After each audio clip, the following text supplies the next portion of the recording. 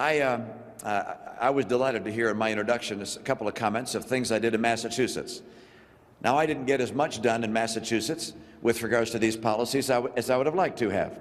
My legislature was 85% Democrat. And so we battled, and I fought in every way I possibly could to level the playing field. And we had some successes. I'll tell you a couple of them. First of all, they passed a card check law. Can you believe that? Card check was passed in my state, reached my desk. I vetoed it. Despite the fact there were 85% Democrats, we fought hard and were successful fighting against this card check legislation. And then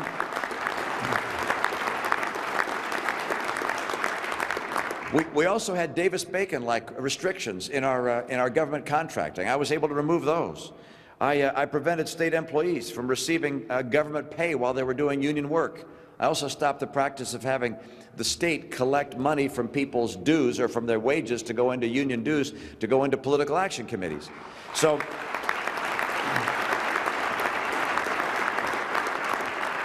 if I become President of the United States, I will curb the practice we have in this country of giving union bosses an unfair advantage in contracting. One of the first things I will do, actually on day one, is I will end the government's favoritism towards unions in contracting on federal projects and end project labor agreements, and I will fight to repeal Davis-Bacon.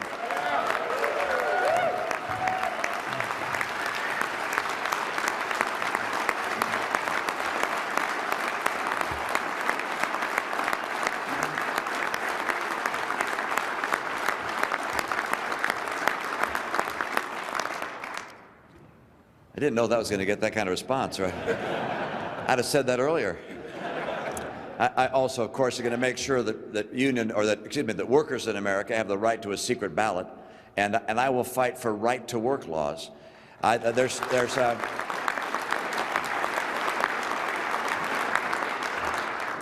of the thing I'm going to fight for is to say, you know what, we can't have union bosses taking money out of the paychecks of their workers to go into a political action committee, which then is directed to the cause or the candidate selected by the chief executive officer of the union. That is simply an un-American practice, and it's got to end. And finally, I'm going to make sure that as we deal with unions, and I'm happy to compete at a level playing field.